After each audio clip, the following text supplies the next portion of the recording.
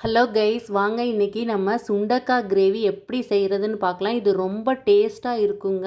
சுட சுட சாதம், சப்பாத்தி, தோசை இது எது கூட வேணால் நம்ம தொட்டு சாப்பிடலாம். உங்களுக்கே தெரியும் சுண்டைக்காயில் அவ்வளோ மருத்துவ குணங்கள் இருக்குது. இது கசப்பு எதுவுமே தெரியாதுங்க. வாங்க எப்படி செய்கிறதுன்னு பார்க்கலாம். நல்ல பச்சை சுண்டைக்காயாக பார்த்து வாங்கிக்கோங்க. அதை நான் ரெண்டாக கட் பண்ணி கழுவி எடுத்துருக்கேங்க. இது கூட பச்சை நிலக்கடலை ஊற வச்சுருக்கேன். 75 கிராம் துவரம் பருப்பை ஊற வச்சுருக்கேன். புளி கொஞ்சம் ஊற வச்சுருக்கேங்க. இப்போ ஒரு பாத்திரத்தில் பார்த்தீங்கன்னா பச்சை சுண்டைக்காய், நிலக்கடலை, துவரம்பருப்பு இது எல்லாத்தையும் ஒன்றா சேர்த்து அது கூட மஞ்சள், உப்பு சேர்த்து 1 டம்ளரோ அல்லது 1.5 டம்ளரோ தண்ணி ஊற்றி நல்லா குக்கரில் 5 விசில் விட்டு வேக வச்சு எடுத்துக்கோங்க.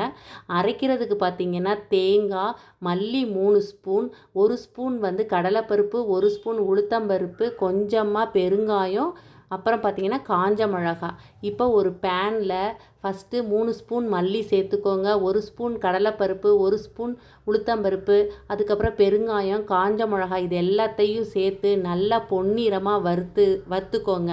நல்லா பொன்னிறமாக வந்ததுக்கப்புறம் நம்ம துருவி வச்சுருக்கோம்ல தேங்காய், அதையும் சேர்த்து நல்லா மிக்ஸ் பண்ணிக்கிட்டோன்னா அந்த வாசனை ரொம்ப சுவையை கூட்டி கொடுக்குங்க. அதுக்காக தான் நம்ம தேங்காயையும் போட்டு நல்லா வறுத்து எடுத்துக்கிறோம்.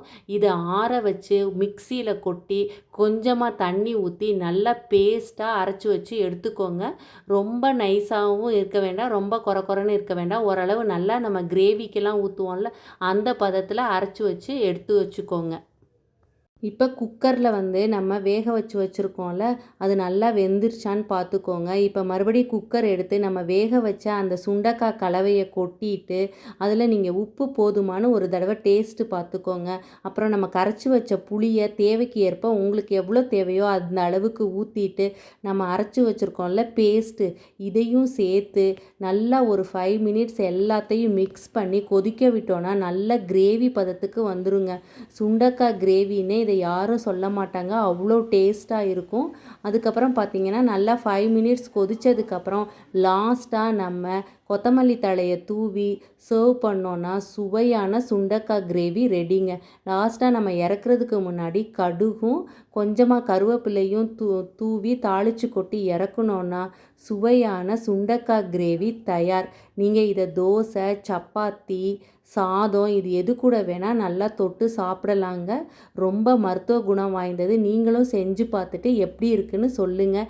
என்னோடய சேனல் பிடிச்சிருந்ததுன்னா மறக்காமல் சப்ஸ்கிரைப் பண்ணுங்கள், லைக் பண்ணுங்கள், ஷேர் பண்ணுங்கள், கமெண்ட் பண்ணுங்கள். எப்படி இருக்குன்னு நீங்களும் செஞ்சு பார்த்துட்டு சொல்லுங்கள் கைஸ். கொஞ்சமாக சாதம் போட்டு அது மேலே நெய் போட்டு இந்த சுண்டைக்காய் கிரேவியை சாப்பிட்டோன்னா ஒரு அப்பளமே போதுங்க, நம்ம லஞ்ச் ரெடி ஆயிரும். ஓகே.